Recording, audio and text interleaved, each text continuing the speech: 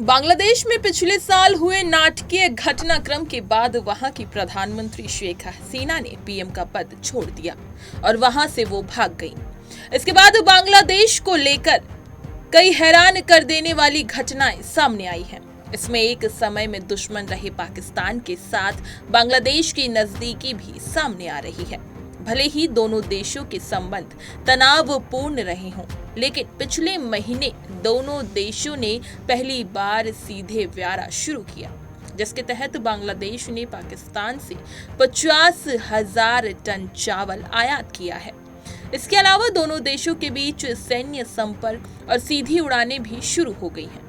दोनों देशों के बीच वीजा की प्रक्रिया को फिर से सरल बनाया जा रहा है। इसके अलावा सहयोग को लेकर भी खबरें मिल रही हैं।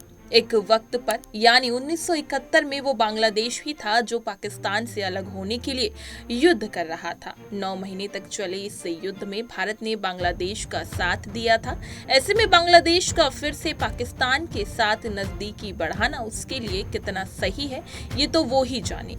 लेकिन शेख हसीना जब तक बांग्लादेश की प्रधानमंत्री रही तब तक उन्होंने भारत का पूरा साथ दिया, लेकिन पिछले साल बड़े पैमाने पर विरोध के बाद जब वो बांग्लादेश छोड़कर भाग गईं तो पाकिस्तान और बांग्लादेश के संबंधों में नरमी आने लगी।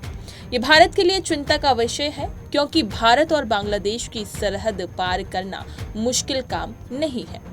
वहीं दूसरी ओर पाकिस्तान में लाल टोपी के नाम से कुख्यात जैन हामिद ने बांग्लादेश को ऑफर देते हुए कहा कि बांग्लादेश को 1971 की तरह पाकिस्तान का हिस्सा बन जाना चाहिए।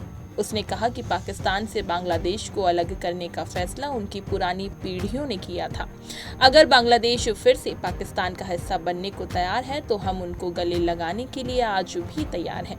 जैन हामिद का ये बयान तब आया जब बांग्लादेश की अंतरिम सरकार के मोहम्मद यूनुस ने पाकिस्तान और बांग्लादेश के बीच नरमी बढ़ा दी है।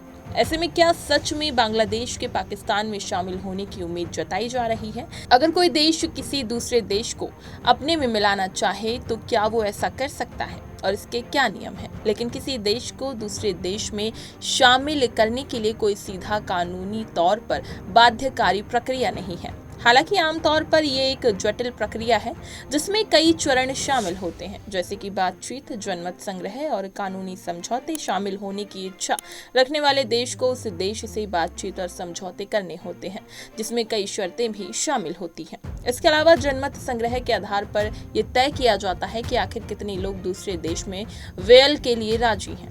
शामिल होने के बाद एक नए क्षेत्र को अंतर्राष्ट्रीय स्तर पर मान्यता प्राप्त होनी जरूरी है, जो कि संयुक्त राष्ट्र जैसे अंतर्राष्ट्रीय संगठनों के माध्यम से की जा सकती है। इसी तरह की तमाम खबरें और लेटेस्ट अपडेट्स के लिए बने रहिए हमारे साथ और देखते रहिए punjabkesari.com।